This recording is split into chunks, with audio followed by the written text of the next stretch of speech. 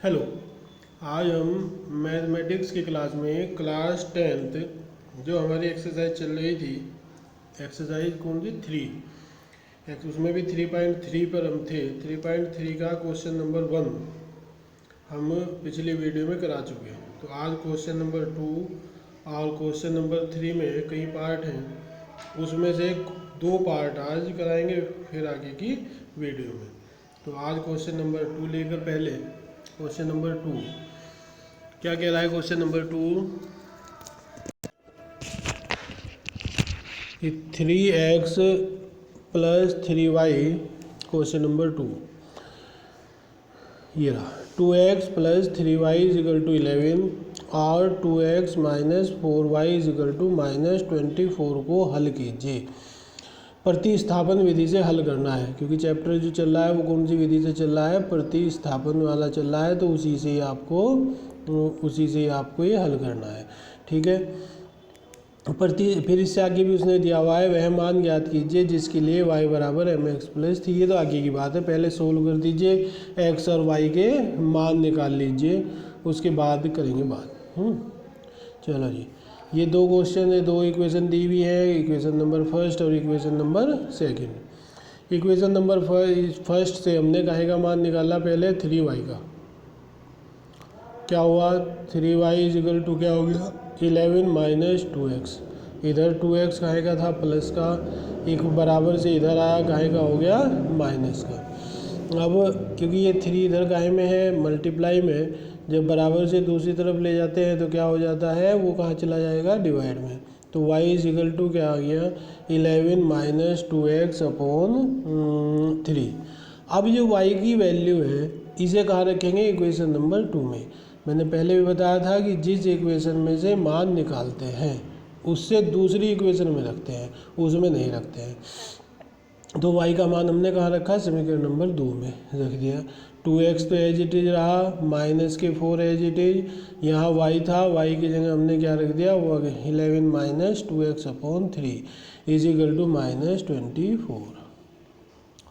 इसके बाद इसे सोल्व करने पे क्या आया, इसके नीचे हमने 1, इसके नीचे क्या किया, मान लिया इसके नीचे 1 है, तो क्या होगा 1 और 3 का एलसीएम आ गया 3 की इसमें मल्टीप्लाई हो जाएगी 6x, इस 4 की माइनस 4 की अंदर मल्टीप्लाई करनी है। अब माइनस 45 हुआ, ये माइनस और माइनस मिलके क्या होगी, प्लस 8x, 4 2 जा 8x is equal to minus 24।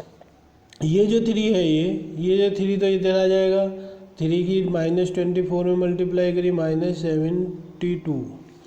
ये कितना होगा, माइनस के 6x तो ये रहा और 8x प्लस की ये रहा, 8 और 6 मिलके कितने हो गए 14x, माइनस 45 होगा तो ये आ ही गया था 14x is equal to.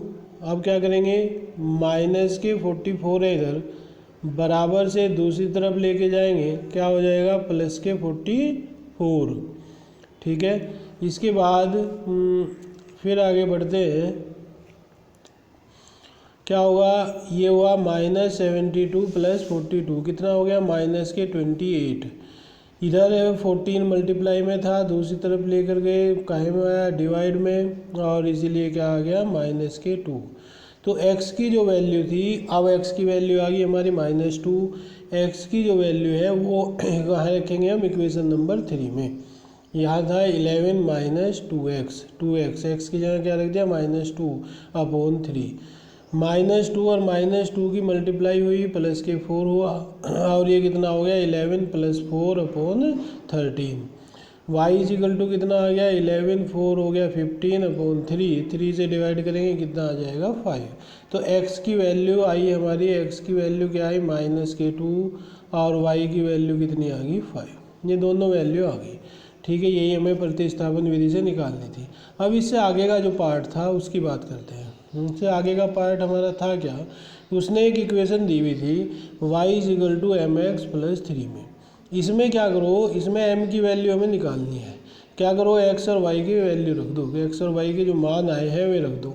x के मान कितना आया था माइनस के 2, x इक्वल टू माइनस 2 आया था अभी, और y इज इक्वल टू कितना आया था 5। तो दोनों यहाँ रख दो, y के स्थान पे तो 5 और x के स्थान में क्या रखा -2। m जुगा तो रहा और 3 जुगा तो रहा। क्या करो, m को तो एक तरफ ले जाओ जिसकी वैल्यू निकालनी है, बराबर से इधर लाए प्लस का हो गया, 5 इधर आ गया माइनस का हो गया। 3 -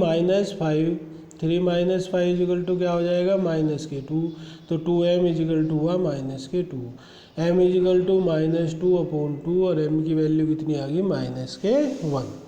ठीक है। अब क्वेश्चन नंबर 3 में कई पार्ट है, कई पार्ट में सब में ऊपर की भाषा तो यही है, निम्नलिखित समस्याओं में रेखीय युग्म बनाइए और उनके हल प्रतिस्थापन विधि द्वारा कीजिए। फिर इसके बाद पार्ट है, पार्ट में पहले फर्स्ट पार्ट समझने की कोशिश करोगे। लैंग्वेज वाला सवाल है तो आपको इम्पोर्टेंट क्वेश्चन होते हैं, निश्चित रूप से क्वेश्चन पेपर में आता है, ध्यान से इसे करना है। एक बार समझ में ना आए तो आप दूसरी बार वीडियो को चलाएं, फिर देखें, निश्चित रूप से आ जाएगा। समझने की कोशिश करोगे तो हो जाएगा। अगर इक्वेशन आपने सही बना ली तो फिर आगे तो सोल्व करनी है, उसमें तो कोई समस्या है ही नहीं। देखो क्या दिया हुआ है, दो संख्याओं का अंतर 26 है। पहली संख्या मान लिया हमने क्या है x, दूसरी मान ली y।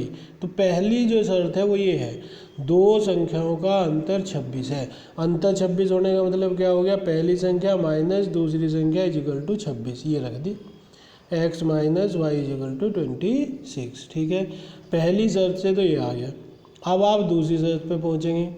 दूसरी शर्त क्या है हमारी, ये रही, एक संख्या दूसरी संख्या की 3 गुनी है, एक संख्या दूसरी की 3 गुनी है, तो x इजिकल टू क्या हो गया 3y। ठीक, दो इक्वेशन होगी। प्रतिस्थापन विधि से हमें सोल्व करना है। जब हमें प्रतिस्थापन से सोल्व करना है तो इसमें से x की वैल्यू उठा के इक्वेशन नंबर फर्स्ट में रख दो, तो x का मान समीकरण नंबर 1 में रखने पर क्या हो गया, 3y - y इजिकल टू 26। ठीक है, 3y - y, 3y में से y चला गया, क्या बचा 2y इजिकल टू 26। 2 इधर काहे में है, मल्टीप्लाई में, बराबर से दूसरी तरफ काहे में गया, डिवाइड में, कितना आ गया 13। ये जो x की वैल्यू है, x की वैल्यू कहाँ रख दो, समीकरण नंबर 2 में। ठीक, y की जो वैल्यू आई 13, उसे हम कहाँ रख देंगे, तो इक्वेशन नंबर 2 में। तो x इजिकल टू क्या आ जाएगा 3 × 13, यानी कि x इजिकल टू आ गया 31। इसका मतलब हुआ x और y की वैल्यू आ गई। क्वेश्चन को यही नहीं छोड़ना है, क्वेश्चन को कहाँ ले जाना है, जहाँ हमने माना था। माना क्या था हमने, पहली संख्या x है, तो इसीलिए हम इसके बाद लिखेंगे, इसीलिए पहली संख्या बराबर 39। कितनी आएगी, पहली संख्या इजिकल टू 39। दूसरी अगली लाइन में लिखेंगे, दूसरी संख्या इजिकल टू 13। ठीक, x और y की वैल्यू निकाल के नहीं छोड़ेंगे। उसने x और y की वैल्यू नहीं पूछी, x और y की उसने पूछी थी पहली संख्या क्या होगी और दूसरी संख्या क्या होगी। x y तो हमने अपनी मानी हुई है, तो इसीलिए पहली संख्या इजिकल टू 39 लिखेंगे आंसर में, दूसरी संख्या इजिकल टू 13 लिखेंगे। ठीक है, लिखा हुआ भी है नीचे रही। ठीक है, इसके बाद इसका सेकंड पार्ट, थर्ड का जो सेकंड पार्ट है वो बहुत इंपॉर्टेंट क्वेश्चन है। दो संपूरक कोणों, पहला शब्द है संपूरक कोण, बस यही है क्वेश्चन की जान। संपूरक कोण किसे कहते हैं, दो शब्द होते हैं, पढ़े होंगे आपने 9th में भी 8 में भी। एक होता है कोटिपूरक, एक होता है संपूरक। अब तुम्हें ये बताना है कि कोटिपूरक कोण किसे कहते हैं और संपूरक कोण किसे कहते हैं। तो पहले मैं बात करता हूँ कोटिपूरक की। दो कोण कोटिपूरक कब होते हैं, जब दोनों कोणों का योग कितना हो 90। यदि किन्हीं दो कोणों का योग, ध्यान से सुनना, यदि किन्हीं दो कोणों का योग 90 हो तो वे कोण एक दूसरे के संपूरक कहलाते, कोटिपूरक कहलाते हैं। अब क्या हुआ कि कोण ए कोण बी का कोटिपूरक है, कोण बी कोण ए का कोटिपूरक है, क्योंकि इन दोनों का सम 90 है। ठीक है, अब आओ संपूरक पे। संपूरक में भी क्या होगा, जिन दो कोणों का योग 180 अंशों, कितना 180, पर कोटिपूरक में 90, इसमें 180, तो वे दो कोण आपस में संपूरक होते हैं। यानी कि कोण ए कोण बी का संपूरक कोण है, कोण बी कोण ए का संपूरक कोण है। समझ में आ गई बात। तो इसीलिए अब हमने क्या माना कि मान लिया एक कोण बड़ा कोण है x और छोटा कोण है y। पहली शर्त क्या है कि संपूरक है। संपूरक मैंने बताया उन दो कोणों का योग 180 अंश होना चाहिए। तो ये लाइन यहाँ से आई, समझ में आ गई होगी कि दो कोणों का योग जब 180 होता है तो दोनों कोण कैसे होते हैं, संपूरक। तो पहली शर्त इस शब्द में है, संपूरक में। दूसरी तो उसने स्पष्ट दी हुई है, बड़ा कोण छोटे कोण से 18 डिग्री अधिक है, तो x = y + 18, x = क्या हुआ, y + 18। और बस आगे तो कोई समस्या आनी नहीं है।